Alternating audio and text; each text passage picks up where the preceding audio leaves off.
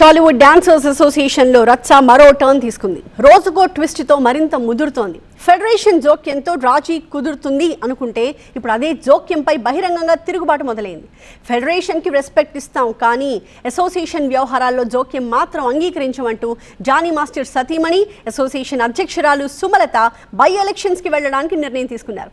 అంతేకాదు మొత్తం కార్యవర్గాన్ని రద్దు చేయకుండా రాజీనామా చేసిన 10 మంది స్థానాలకి మాత్రమే ఉప ఎన్నికలు నిర్వహిస్తామని ప్రకటించడం డాన్స్ అసోసియేషన్ వివాదాన్ని మరో మలుపు తిప్పింది.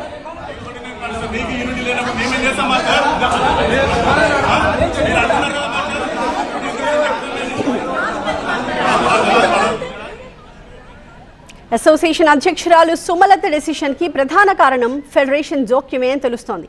గత కొంతకాలంగా జానీ మాస్టర్ వర్గానికి, శేఖర్ మాస్టర్ వర్గానికి వివాదం జరుగుతోంది. ఈ నేపథ్యంలో 10 మంది కార్యవర్గ సభ్యుల రాజీనామాలతో వివాదం మరింత ముదిరింది. అధ్యక్షురాలు సుమలత నాయకత్వంపై అసంతృప్తి వ్యక్తం చేస్తూ రాజీనామా చేసి మొత్తం కార్యవర్గానికి తిరిగి ఎన్నికలు జరపాలి అని చెప్పి వాళ్ళు డిమాండ్ చేశారు. అయితే సుమలత మాత్రం చట్టబద్ధంగా ఖాళీ అయిన స్థానాలకు మాత్రమే ఎన్నికలు నిర్వహిస్తామని చెప్తూ వచ్చారు. దీనిపై ఫెడరేషన్ నిన్న కీలక సమావేశం కూడా నిర్వహించింది.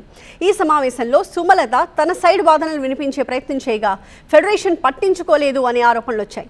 ఫెడరేషన్ వన్ సైడ్ వాదనలే విని తమ వాదనలు వినకుండా ఏకపక్షంగా నిర్ణయాలు తీసుకుంటోంది అని ఆగ్రహించిన సుమలత టీం మరుసటి రోజే బై ఎలక్షన్స్ నోటిఫికేషన్ ఇవ్వడం ఫిల్మ్ నగర్లో ఇప్పుడు హాట్ టాపిక్ అయింది.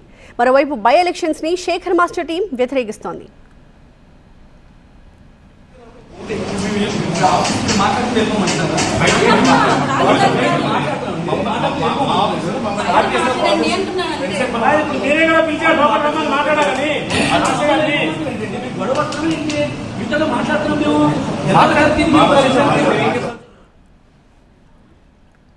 జూలై 20న నామినేషన్లు, 22న ఉపసంహరణ, జూలై 26న పోలింగ్తో పాటుగా ఫలితాలు కూడా విడుదలవుతాయని చెప్పి ఎన్నికల నోటిఫికేషన్ కనిపిస్తోంది మనకి.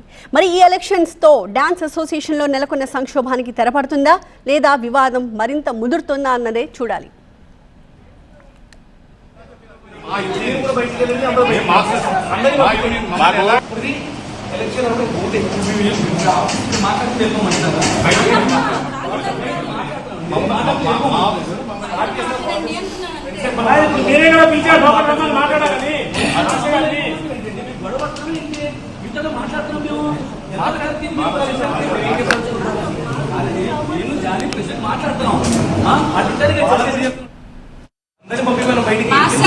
చెప్పులు ఎందుకు కొట్టుకుంటారు?